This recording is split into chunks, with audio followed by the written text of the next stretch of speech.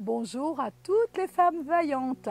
Je déclare que vous êtes des femmes vaillantes parce que Dieu en a besoin, il cherche des femmes vaillantes. Et dans Proverbe 31, au verset 21, tu peux voir que Dieu nous appelle vaillantes. Pourquoi? Parce que cette femme vaillante, elle voit tout ce qui se passe dans sa maison. Il vous est arrivé de voir des choses que personne ne voit chez vous, dans votre demeure. Eh bien, moi, je sais, je me rappelle que j'ai vécu des choses dans ma famille, au niveau de mes enfants et tout, et il fallait toujours que je tombe sur des choses qui étaient peut-être qu'ils savaient cacher ou dissimuler, etc. Mais Dieu a fait de nous des femmes curieuses, pas curieuses pour la médisance ou curieuses pour se mêler de la vie des autres, non. Nous avons une curiosité, c'est-à-dire de veiller sur notre maison et toujours de chercher à savoir ce qui s'y passe et sur tout ce qui s'introduit chez nous. Et elle regarde de loin en tant que femme vaillante, cette femme. Elle est très attentive au travers de sa curiosité. Elle va aussi scruter la conséquence des actes qui se passent dans sa maison, même de ses propres actes à elle. Elle voit tout ce qui va se passer dans le futur à cause de ce qui se produit aujourd'hui. Elle voit ce qui va se produire demain. Et elle va confiner cette bonté et cette foi dans son cœur. Elle va la garder, elle va veiller sur cette bonté et sur la foi parce qu'elle va faire d'un mal, elle va le renverser en bien et elle va préserver sa maison du mal, que ce soit dans sa maison, que ce soit dans son ministère, que ce soit dans sa vie communautaire ou sa vie sociale. Elle réalise que ce qui va se passer aujourd'hui, ce sont des conséquences pour ce qui va venir demain. Et quelle sorte d'enfant je veux avoir plus tard, etc. Beaucoup de personnes, elles rêvent d'avoir une famille, on rêve d'avoir un mariage, etc.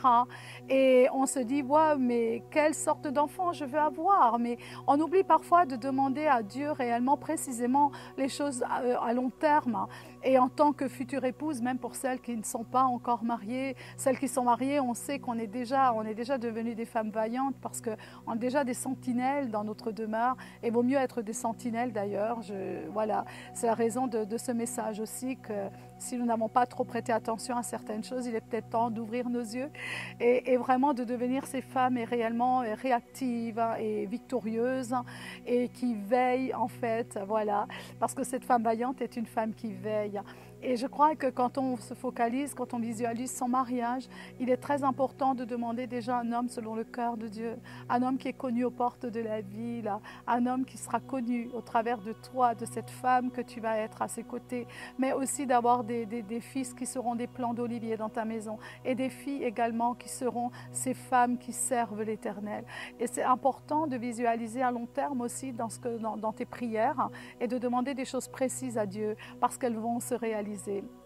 Et c'est vrai, on peut visualiser aussi l'héritage que nous voulons avoir et que nous désirons. Même quand nous avons déjà des enfants, nous pouvons le visualiser et nous savons exactement ce que nous désirons au travers de nos enfants. Nous désirons des petits-enfants, nous désirons un héritage sacerdotal et générationnel. Et cette femme, elle a en tête les conséquences du futur, de toute manière, parce qu'elle sait, elle voit au loin, elle veille pour empêcher les malédictions de venir captiver sa famille et sa nation. Cette femme veille aussi par rapport aux malédictions ancestrales et familiales. Elle va lier cet homme fort, elle va mener le combat spirituel pour que sa famille n'en soit pas atteinte de ses conséquences. Cette femme est une femme avisée et elle ne laissera rien passer. Elle va couvrir sa maison de cramoisie, et ainsi que sa nation, ainsi que tout ce qu'elle entreprend dans sa vie. Elle n'est pas devenue vertueuse juste comme ça, parce qu'on a voté et puis son nom s'est présenté. Non, elle est devenue vertueuse. Elle a appris à être vaillante. Elle a appris à devenir vaillante au travers de ses expériences. Je vous ai dit qu'au départ, elle n'était certainement pas parfaite, mais elle a appris à devenir cette femme vaillante et combien elle comprend l'importance des actions parce qu'elles ont des conséquences. Et elle va donc veiller pour vaincre les ténèbres. Pourquoi est-ce qu'elle veille? C'est parce qu'il y avait des risques, c'est parce que l'ennemi essayait de détruire. Et c'est toujours le plan de l'ennemi, c'est de détruire effectivement notre famille sacerdotale. S'il peut en arracher l'un ou l'autre, il va essayer de le faire. Mais comme tu es une femme vaillante, vaillante. Tu es une femme vaillante pour ton futur, mais tu es une femme vaillante aujourd'hui, dans ta famille, dans ta nation, dans ta société. Tu es une femme vaillante.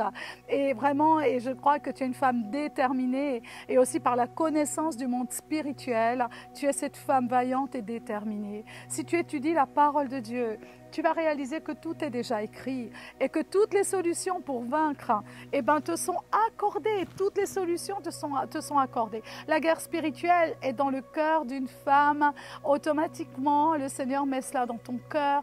Tu vas être comme une flèche aiguisée. En tout cas, car toujours Satan lui a fait la guerre. Du jardin d'Éden à l'Apocalypse 12, tu vas voir à partir du verset 1 comment Satan fait la guerre à cette femme. Il désire à tout prix son fruit. Il désire le fruit de ses entrailles. Il désire son héritage sacerdotal et générationnel qui est prévu pour elle. Hérode a été le tueur d'enfants. Il avait compris que le fruit des entrailles de Marie était béni. Et tout commence par lier l'homme fort. Et je me rappelle d'une expérience dans ma vie au travers de ma fille Flora. Quand elle a passé par quelque chose de très très difficile, le temps où l'ennemi voulait vraiment lui prendre la garde de son enfant et qui était notre seul petit-fils, notre héritage générationnel, sacerdotal.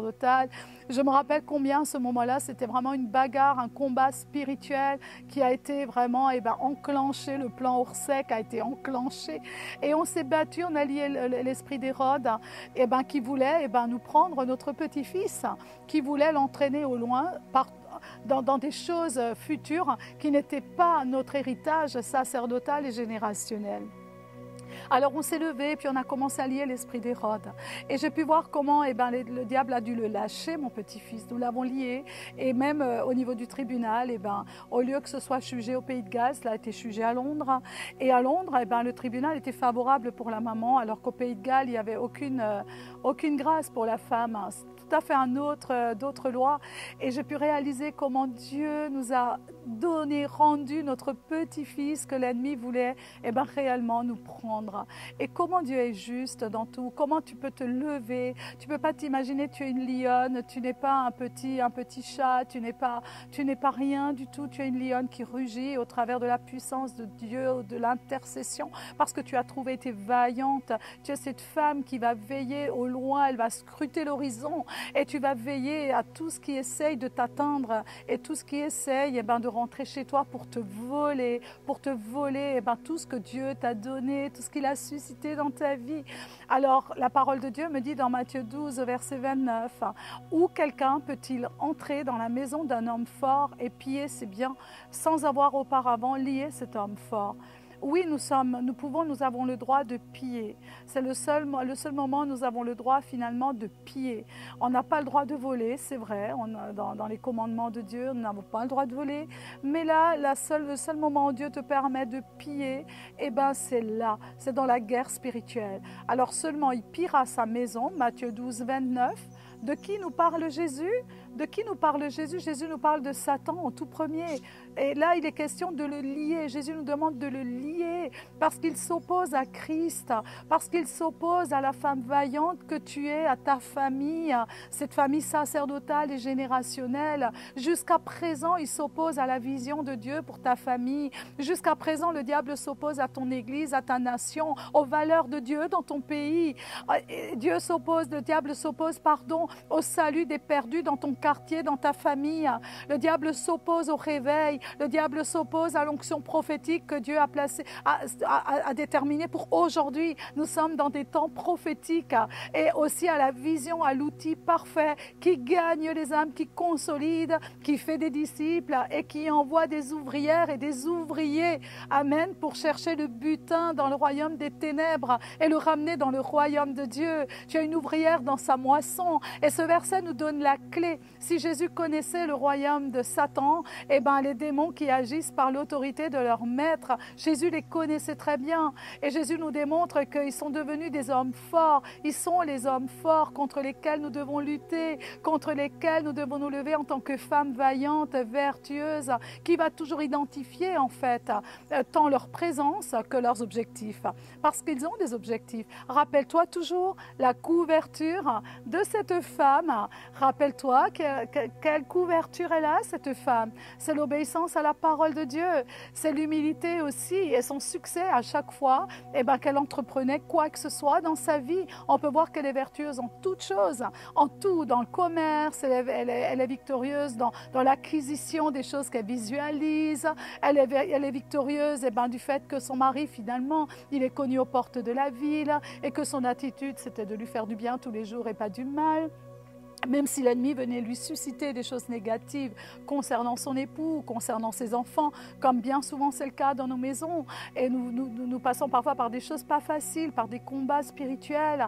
Mais en tout cas, il lui fallait vaincre chaque étape de sa vie pour aller de victoire en victoire. Et c'est ainsi, au travers du combat spirituel, qu'elle va vaincre chaque étape. Un tel exemple est celui du fruit de l'esprit et de la prière, de l'intercession.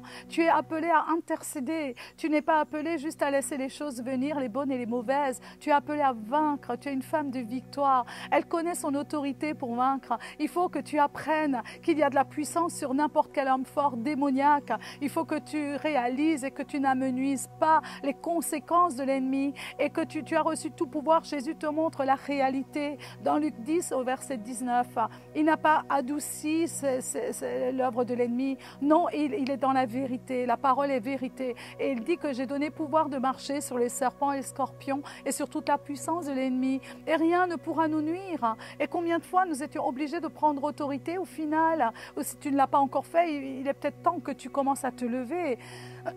Pardon. Dans Matthieu 12, 43 et 44, il est dit comment il veut revenir dans sa maison. Comment l'ennemi, quand tu l'as lié ou quand tu l'as chassé, il essaye de revenir. La Bible dit qu'il reviendra avec 7 démons plus forts encore, donc encore plus équipés. Et ce qui nous explique parfois quand les gens retournent dans le camp de l'ennemi, leurs conditions deviennent 7 fois plus fortes. Et on voit que 7 fois plus, on est obligé de se bagarrer pour les récupérer, pour les arracher de là où ils ont été rendus prisonniers. Combien le temps même peut même passer entre la libération à nouveau et le retour à la maison de Dieu. Rappelle-toi le fils prodigue, etc.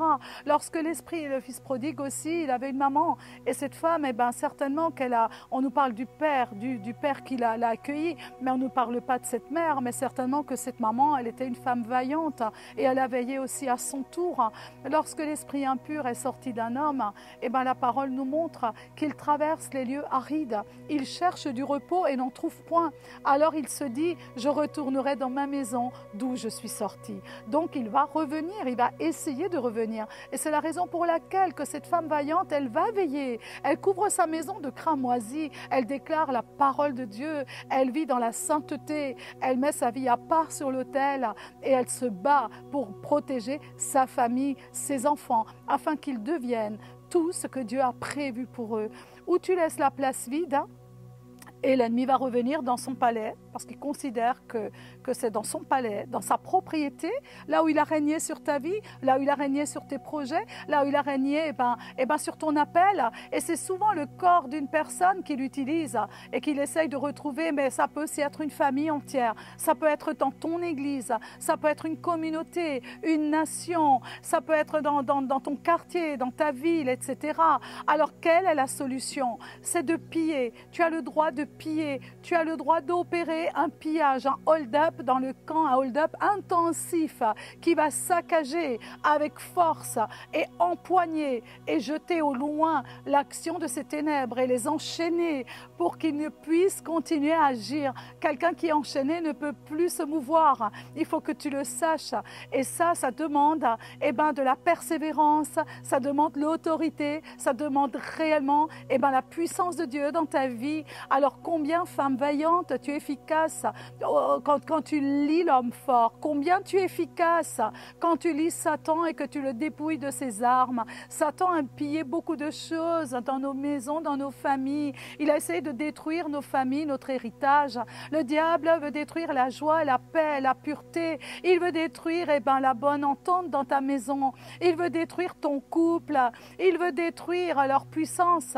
La puissance que Dieu t'a donnée veut détruire ton espérance, la foi qu'il t'a t'a donné. Il veut détruire l'amour qui unit au travers de Jésus. Les fruits et les dons du Saint-Esprit, il va essayer de les détruire, de les annuler. Et tout ton héritage légitime, il va venir pour le voler, pour venir voler tes bénédictions et pour laisser les enfants du Seigneur sans puissance et sans maturité spirituelle. Oui, tu as le droit d'être en colère contre lui, pas contre la chair et le sang. Malheureusement, souvent c'est le cas. Mais tu dois être en colère contre l'œuvre de l'adversaire pour engager un combat offensif contre lui et regagner tout ce qu'il a volé dans ta vie et dans ton église et au travers de la vision, dans ta cellule et dans ta nation.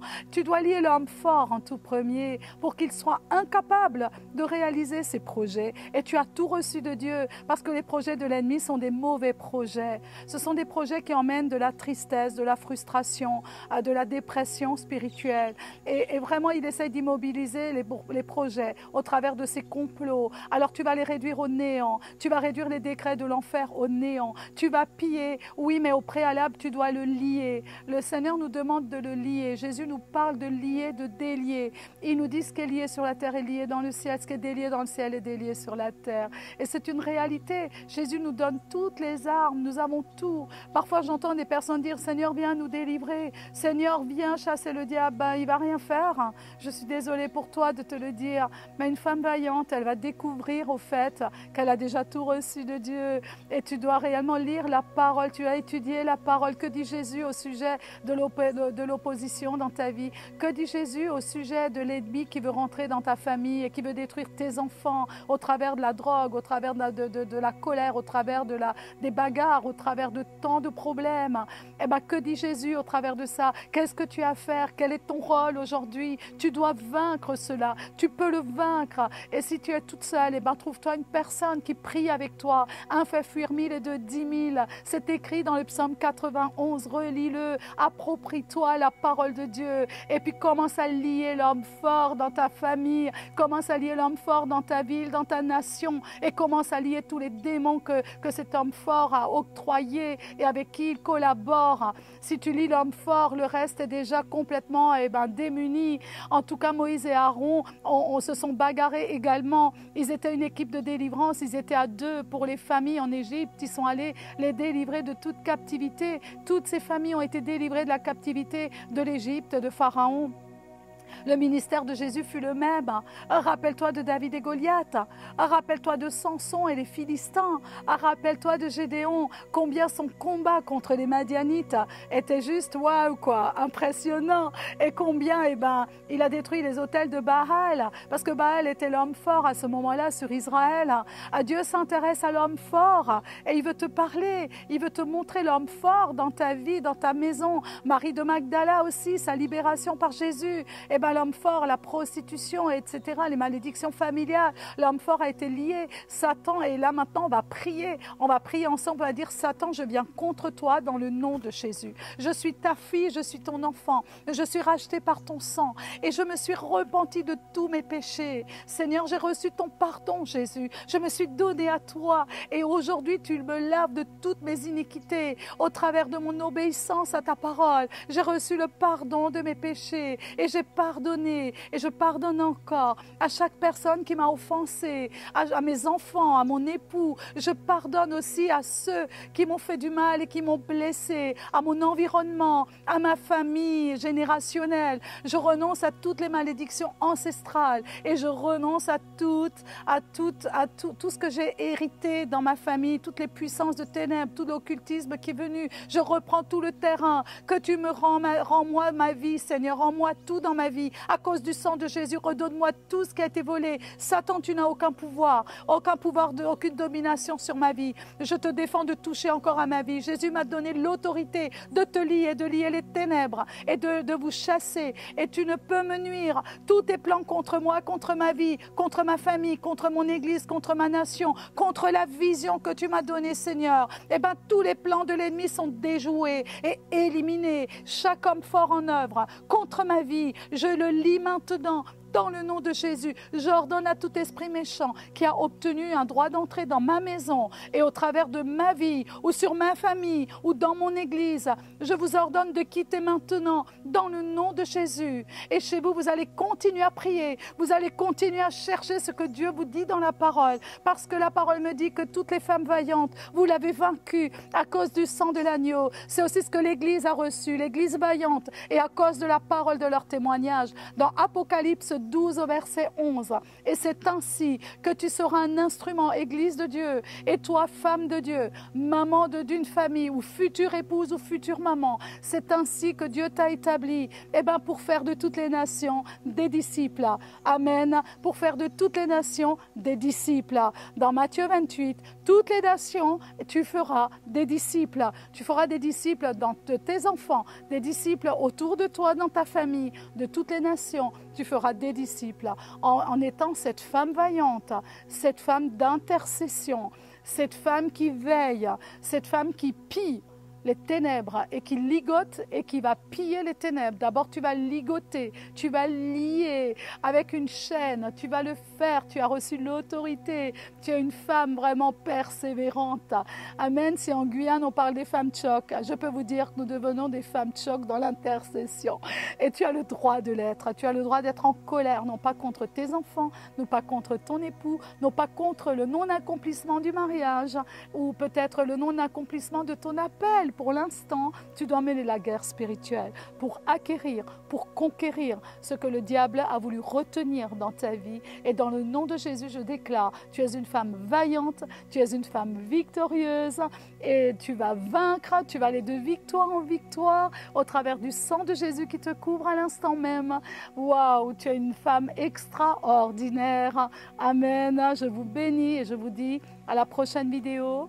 À bientôt. Amen. Bye bye.